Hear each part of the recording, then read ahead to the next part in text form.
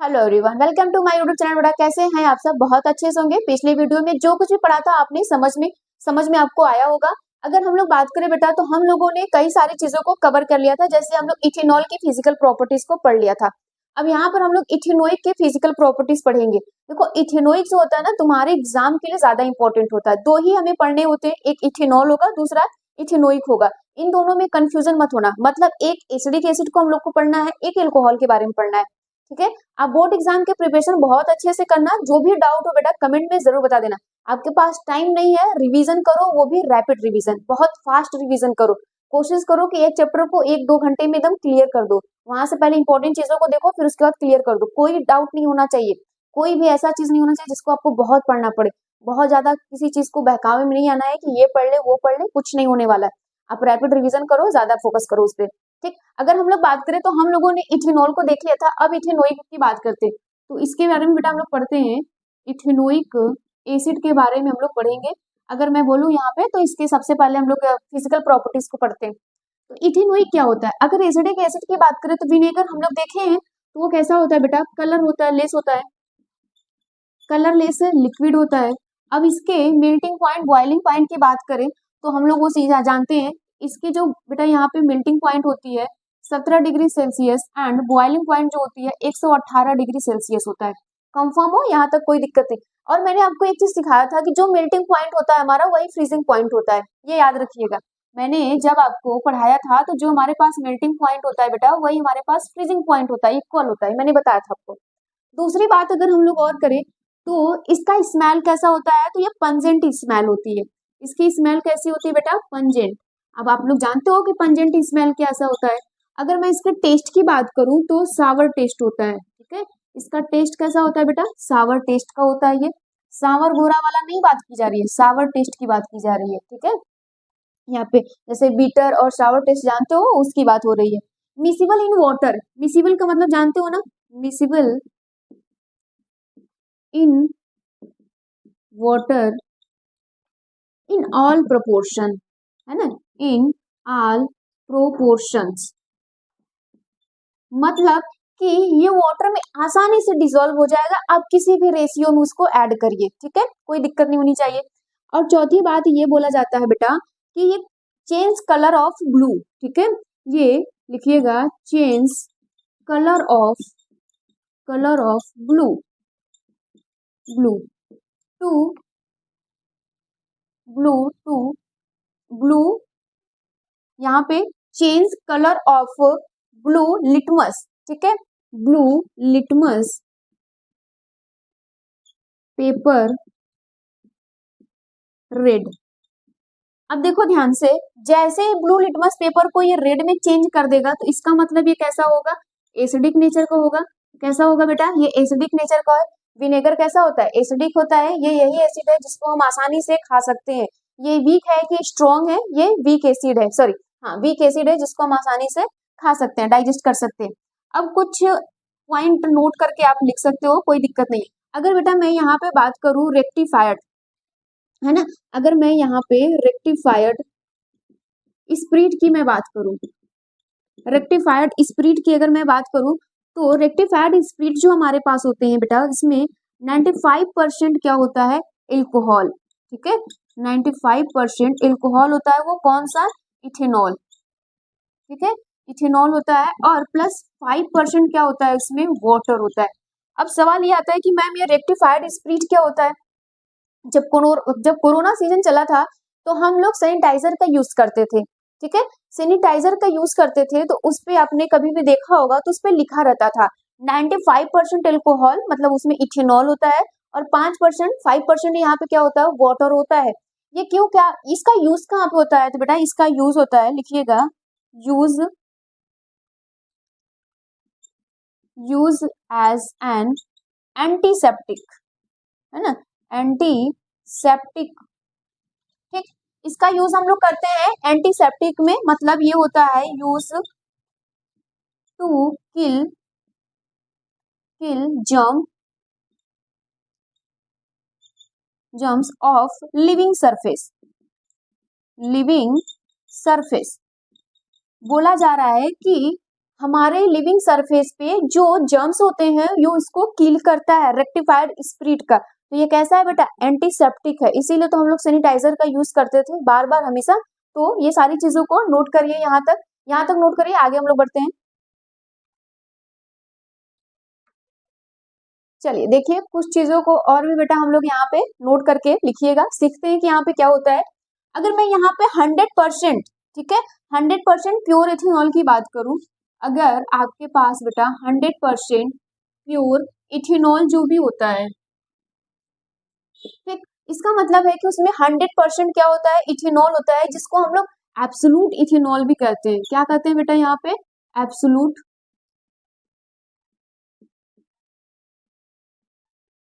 Absolute ethanol,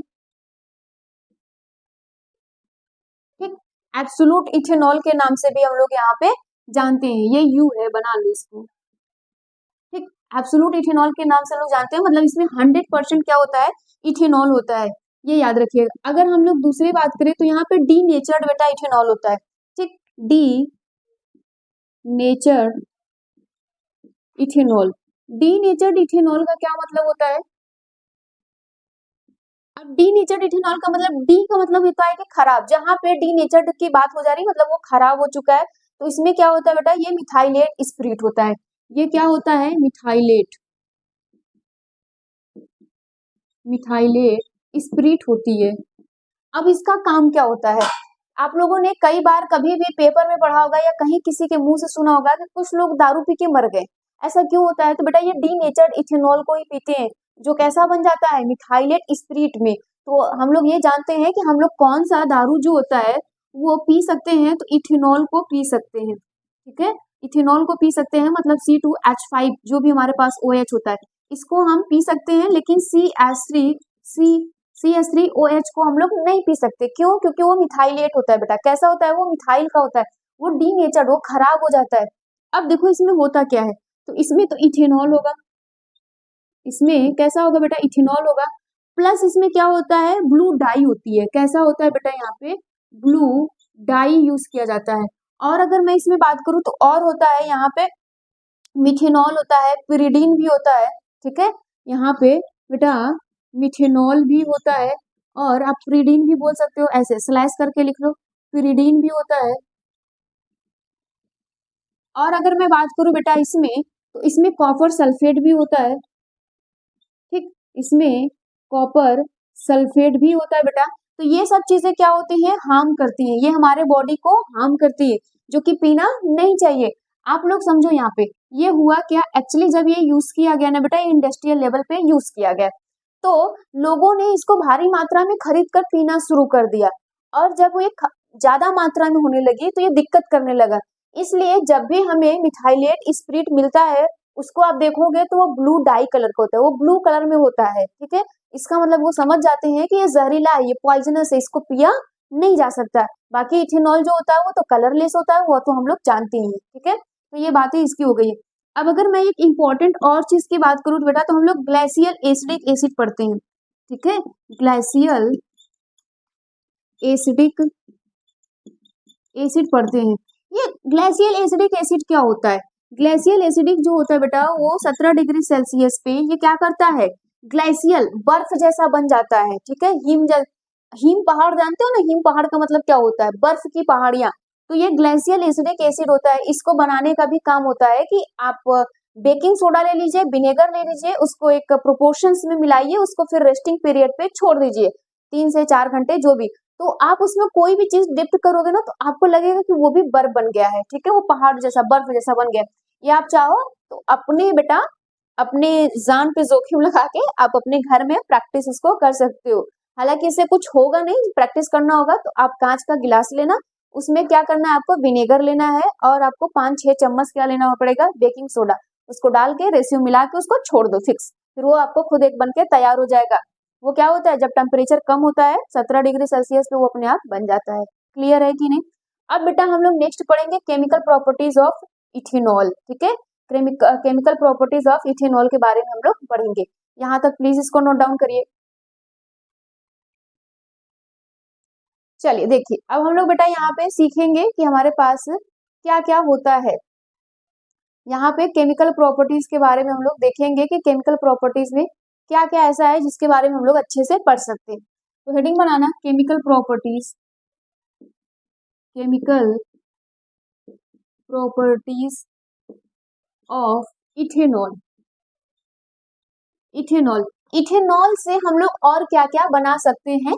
तो इसमें पहला है बेटा, इसमें पहला हेडिंग है रिएक्शन विथ सोडियम। जब इथेनॉल, हेडिंग बनाइएगा रिएक्शन विथ सोडियम। सोडियम मतलब ये बोला जा रहा है कि जब इथेनॉल का सोडियम के साथ रिएक्शंस कराएंगे तो क्या बना के देगा। ध्यान से सुनो, अगर हम लोग यहाँ पे इथेनॉल की बात करें तो हमारे पास होता है CH3CH2OH, इसको C2H5 भी लिख सकते हो, कोई दिक्कत नहीं है। अब ये बोल रहा है बेटा कि सोडियम के साथ रिएक्शंस कराओ। जब तुम सोडियम के साथ रिएक्शंस कराओगे तो ये क्या क्या बना के देगा, ये उसकी बात कर रहा है। तो देखो यहाँ पे ये पॉजिटिव ये निगेटिव होता है, हम लोग जानते हैं। ये हमारे पास पॉजिटिव है बेटा, इसमें से हाइड्रोजन गैस निकल जाएगी। ये नंबर ऑफ 2 मोल होते हैं, ठीक है, 2 मोल ले लीजिए, इसका भी 2 मोल होना चाहिए, इसका भी 2 मोल होना चाहिए। तो ये बनाएगा यहाँ पे देखो CH3CH2ONA और यहाँ से हाइड्रोजन गैस निकल जाएगा। ये हमारे पास है इथेनॉल, ये हमारे पास है बेटा इथेनॉल। और यहाँ पे जो बन के तैयार हो रहा है वो क्या तैयार हो रहा है, सोडियम इथॉक्साइड। क्या तैयार हो रहा है बेटा, यहाँ पे देखो, इसके 2 मोल ले लो, इसका नाम होता है सोडियम इथॉक्साइड।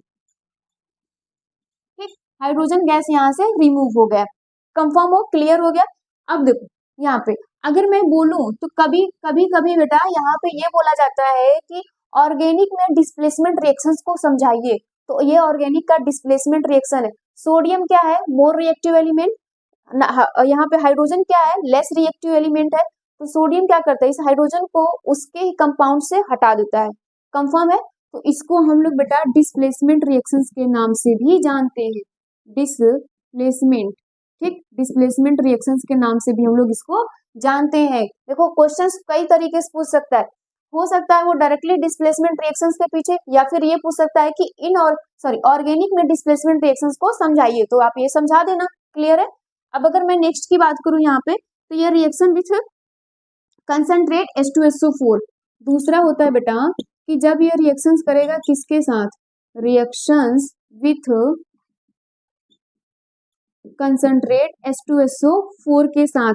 जब कंसंट्रेट H2SO4 के साथ रिएक्शंस करेगा तब क्या होगा, यहाँ पे सुनना, ये थोड़ी सी मजे की बात होती है, समझना। यहाँ पे बोला जा रहा है कि चलो तुम क्या ले लो, यहाँ पे इथेनॉल ले लो, दारू की बात हो रही है। यहाँ पे इथेनॉल को लिया आपने और ये क्या बोल रहा है कि किसके साथ रिएक्शंस करवाना है, कंसंट्रेट, जिसको हम लोग कॉन्क बोलते हैं, कॉन्क H2SO4 में। अब बेटा जीवन में इसके तो आग लगानी पड़ेगी ना, क्योंकि जब आपको किसी को तोड़ना होता है तो उसके जीवन में तो आग लगाना पड़ेगा। खुशी से तो हम लोग किसी को देख नहीं सकते। तो यहाँ पे होता है बेटा 443 कैल्विन टेम्परेचर, अगर डिग्री सेल्सियस में तो चेंज कर लेना है, इतने कैल्विन हम लोग इसका टेम्परेचर देंगे। तो ध्यान से सुनना, जब जब हम लोग ये पढ़ते हैं कि एल्कोहल हो और उसके साथ कॉन्क H2SO4 हो, उसका रिएक्शंस कराएंगे बेटा, तो ये इनके जीवन से पानी को अलग कर देगा, इनके जीवन से क्या करेगा, वाटर को अलग कर देगा। मतलब यहाँ का OH जहाँ हाइड्रोजन ज्यादा है उसके एक हाइड्रोजन को लेगा, निकल जाएगा। ठीक, तो यहाँ से वाटर पहले बन गया, खत्म। अब देखो यहाँ पे बेटा जैसे ये अपना एक हाइड्रोजन निकालेगा ना, तो एक इलेक्ट्रॉन इसके फ्री हो जाएंगे और ये बॉन्डिंग इधर शिफ्ट हो जाएगी। तो यहाँ पे बन जाएगा CH2 डबल बॉन्ड CH2, इसका नाम क्या होता है, एल्कीन। ये एल्कीन बनके तैयार हो गया। सवाल ये आता है कि मैम ये क्या करता है H2SO4। H2SO4 बेटा यहाँ पे ड्राइंग एजेंट है। क्या है, ड्राइंग, ठीक है, ड्राई जिसको हम लोग कहते हैं, ड्राइंग एजेंट। एजेंट का काम जानते हो, तो ये ड्राइंग एजेंट है तो क्या करेगा, ये सुखाने का काम करता है। समझो आप एकदम गीले हो, भींगे हुए हो, आपको टावल से लपेट दिया जाएगा, तो टावल आपके लिए क्या काम कर रहा है, ड्राइंग एजेंट, वो सुखाने का काम कर रहा है कि नहीं, कंफर्म हो, सुखाने काम करता है। तो जैसे ही अल्कोहल को यहाँ पे देखेगा और H2SO4 देखेगा तो इसके जीवन से क्या कर देगा, पानी को निकाल देगा, सुखाने का, ड्राइंग एजेंट का भी काम यहाँ पे करता है। ये किस प्रकार का रिएक्शन है, अगर मैं इसको बोलूं तो ये किस प्रकार का रिएक्शन है बेटा, तो ये डिहाइड्रेशन रिएक्शन है। डिहाइड्रेशन के नाम से भी हम लोग इसको जानते हैं, डिहाइड्रेशन रिएक्शंस के नाम से भी इसको जाना जाता है। ऐसा कुछ पूछे तब भी ये लिख लेना। डिहाइड्रेशन का मतलब होता है, देखो मेरे बॉडी में अगर वाटर लगा है सरफेस पे, टॉवल से हम सुखा दिए तो वो ड्राइंग एजेंट का काम कर रहा है, लेकिन जब मेरे बॉडी से पानी निकाला जाए, जबरदस्ती निकाला जाए, तो वो क्या करता है बेटा, डिहाइड्रेशन का काम होने लगता है। क्या होने लगता है, डिहाइड्रेशन का काम। तो यहाँ पर ये क्या काम कर रहा है, डिहाइड्रेशन का भी काम करता है और H2SO4 डाइंग का भी काम करता है। कंफर्म हो कि नहीं? तो यहाँ तक इसको नोट करिए। अब हम लोग इथेनॉल का यूज पढ़ लेते हैं।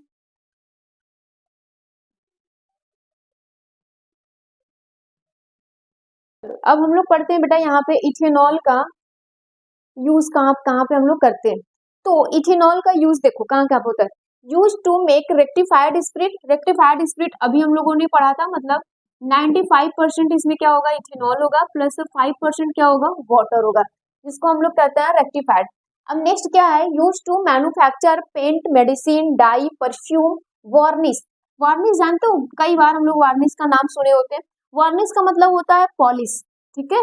वार्निश का मतलब क्या होता है बेटा, पॉलिश। हम लोग पॉलिश करते हैं, यहाँ पे आप बोल सकते हो कि जैसे कि लकड़ी में शाइनिंग करने के लिए, या फिर दैट इज यूज टू यहाँ पे प्रोटेक्ट, लिख लेना polish, that is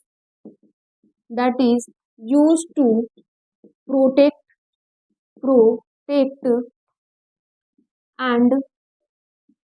and shine wood. ठीक, वुड पे पॉलिश किया जाता है, वार्निश के नाम से सब लोग जानते हैं। फिर an active gradient of alcohol all alcohol drink, मतलब बेटा ये एल्कोहल में भी यूज किया जाता है। लाइक अगर हम लोग बात करें तो बियर, ठीक, बियर, विस्की, ये सब जितने भी होंगे बेटा यहाँ पे हम लोग बियर विस्की में ये सब यूज करते हैं। Use to make blended petrol. Blended petrol का मतलब होता है कि इसमें मिलाया भी जाता है, जिसको हम लोग बेटा स्प्रिट के भी नाम से उसको जानते हैं, ठीक है, वहां पे भी हम लोग जानते हैं। मतलब 80% क्या होगा वहां पे, इथेनॉल होगा, 20% उसमें कुछ अलग चीजें मिलाई जाएंगी जिसको हम लोग पेट्रोल में यूज करते हैं, ठीक है, कंफर्म हो। अब नेक्स्ट में हम लोग पढ़ेंगे यहाँ पर, नेक्स्ट हमारे पास जो अगला टॉपिक होता है वो होता है बेटा यहाँ पे chemical properties of ethanoic acid. ठीक, तो हेडिंग बनाइएगा, केमिकल प्रॉपर्टीज ऑफ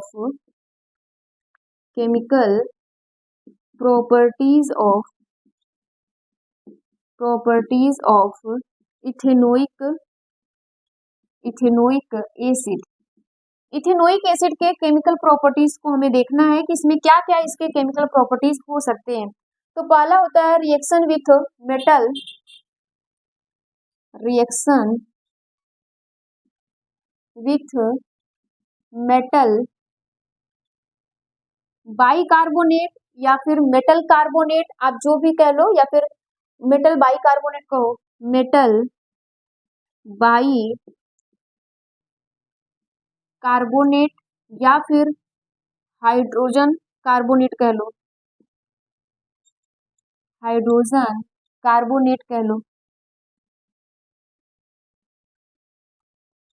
चलो अब देखो यहाँ पे रिएक्शन विथ, अब यहाँ पे हमें एथिनोइक लेना है। एथिनोइक का फॉर्मूला क्या होता है, CH3COOH, ये लेना है। अब ये बोल रहा है कि मेटल बाइकार्बोनेट ले लो या फिर मेटल कार्बोनेट, कोई बात, मेटल हम कार्बोनेट हम लोग लेते हैं, ये हमारे पास मेटल कार्बोनेट है। सोडियम को हमने ले लिया, ये 3 है, ठीक। इसके 2 मोल लेने हैं, कंफर्म हो, इसके 2 मोल हमें लेने ही पड़ते हैं। अब ये क्या बनाएगा, बहुत सिंपल सी बात है बेटा, यहाँ से हाइड्रोजन निकलेगा, कार्बन डाइऑक्साइड गैस निकलेगी, और यहाँ पे क्या बनाएगा, सोडियम एसीटेट बनाएगा, ठीक। यहाँ पे CH3 हो जाएगा, COONA हो जाएगा, हाइड्रोजन गैस निकल जाए, सॉरी वाटर निकलेगा, और कार्बन डाइऑक्साइड गैस यहाँ से निकलेगी। ये सिंपल सी बात है, इसको याद रखिएगा। ये किस प्रकार का रिएक्शन है, तो ये होता है बेटा डबल डिस्प्लेसमेंट, है ना, डबल डिस्प्लेसमेंट रिएक्शंस के नाम से भी हम लोग इसको जानते हैं, ठीक। डबल डिस्प्लेसमेंट रिएक्शंस के नाम से ये जाना जाता है। बहुत सिंपल सी बात है, याद रखिएगा। जब ऐसा कुछ होता है तो ये क्या निकालता है बेटा, यहाँ से हाइड्रोजन गैस, सॉरी वाटर को निकालेगा, कार्बन डाइऑक्साइड का निकालेगा, और सोडियम को यहाँ से सोडियम एसीटेट ये बनाया जाता है। ये क्या होता है, सोडियम एसीटेट होता है, या फिर सोडियम इथेनोएट होता है। क्या होता है, इथेनोएट, यहाँ तक नोट करिए। चलिए देखिए यहाँ पे बेटा और भी क्या क्या होता है। तो अभी हम लोगों ने मेटल कार्बोनेट के साथ रिएक्शंस करवाया, तो यहाँ पे हम लोग 2 मोल ले रहे थे। अब देखो, अब हम लोग यहीं पे एसिडिक एसिड का रिएक्शन सोडियम बाइकार्बोनेट के साथ करवाएं। ठीक, सोडियम बाइकार्बोनेट के साथ करवाते हैं तो सेम वही चीज बना के देगा, लेकिन इसको 1 मोल लेना पड़ेगा। तो यहाँ पर क्या हो जाएगा, CH3COONA हो जाएगा, वाटर यहाँ से रिलीज होगा और कार्बन डाइऑक्साइड यहाँ से रिलीज होगा। कंफर्म हो कि नहीं? अब ये डबल डिस्प्लेसमेंट है, लेकिन डबल डिस्प्लेसमेंट में भी कौन रिएक्शन है बेटा? तो पहली बात तो हम लोग ये जानते हैं कि ये डबल डिस्प्लेसमेंट रिएक्शंस है। ठीक है, DD का मतलब double displacement reaction. Double displacement reaction में क्या है, ये कौन सा है? Gas forming. ठीक है, गैस फॉर्मिंग रिएक्शन ये होता है। ठीक, यहाँ पे अब देखो, अब अगर हम लोग बात करें तो इसका नाम क्या होता है? सोडियम इसेटेट होता है। आप सोडियम एसीटेट भी कह सकते हो या फिर सोडियम इथेनोएट भी कह सकते हो, IPSC नाम के हिसाब से। अब नेक्स्ट दूसरा जो इसका यहाँ पे केमिकल प्रॉपर्टीज होता है वो रिएक्शन विद सोडियम। जब हम देखो रिएक्शन विथ सोडियम, जब बेटा हम रिएक्शन करवाते हैं सोडियम के साथ तो हमारे पास क्या होता है? एसिडिक एसिड होती है। किसके साथ रिएक्शंस करवाना है? सोडियम के साथ। तो बेटा यहाँ पे इसके भी 2 मोल लेते हैं, इसको भी 2 मोल लेते हैं, सेम वही चीज आपको बना के देगा, लेकिन यहाँ पे हाइड्रोजन गैस निकलेगी बस। ठीक, तो यहाँ पे हो जाएगा CH3COONA, यहाँ पे 2 मोल लगा दीजिए, यहाँ से हाइड्रोजन गैस इस प्रकार से रिलीज होगी। इस रिएक्शंस को हम लोग कहते हैं डिस्प्लेसमेंट। डिस्प्लेसमेंट में जानते हो more reactive element less reactive element को हटा देता है, तो ये रिएक्शंस कौन सी हो जाती है? डिस्प्लेसमेंट। ठीक, डिस्प्लेसमेंट रिएक्शंस के नाम से भी इसको जानना जाता है। थर्ड, अगर केमिकल प्रॉपर्टीज की बात करें हम लोग तो रिएक्शंस विथ बेस। जब बेटा हम लोग इसके बेस के साथ कोई भी रिएक्शंस कराते हैं तो बेस हम लोग लेंगे, तो चलो हम लोग बेस में क्या ले लिए? सोडियम हाइड्रोक्साइड ले लिए, और यहाँ पे क्या ले लिए बेटा? CH3COOH। ये हमारे पास इथेनोइक एसिड है। अब ये रिएक्शंस करेगा तो वही चीज देगा बेटा, फिर से वही काम होगा। ये क्या बनाएगा? सोडियम एसीटेट बनाएगा, मतलब यहाँ पे CH3COONA ये बनाएगा और वाटर यहाँ से रिलीज हो जाएगा। और इस रिएक्शंस को हम लोग क्या कहते हैं? Neutralisation reactions. ठीक है, इस रिएक्शंस को हम लोग क्या कहते हैं? न्यूट्रलाइजेशन रिएक्शंस के नाम से भी जानते हैं। न्यूट्रलाइजेशन रिएक्शंस का मतलब ये हमारे पास बेस हो गया, ये हमारे पास एसिड हो गया, तो जब ये रिएक्शंस करते हैं तो ये क्या बनाते हैं? ये साल्ट बनाते हैं बेटा, ये साल्ट है हमारे पास, और ये तो वाटर है। कंफर्म हो गया नहीं? ये तो हम लोग सेकेंड चैप्टर में इसको पढ़े रहते हैं, जानते रहते हैं। और ये डबल डिस्प्लेसमेंट रिएक्शंस के नाम से भी जाना जाता है। अब बेटा इसके यूज के बारे में हम लोग जान लेते हैं। तो इसका यूज हम लोग कहाँ कहाँ पे करते हैं, इसका यूज आप खुद से करना।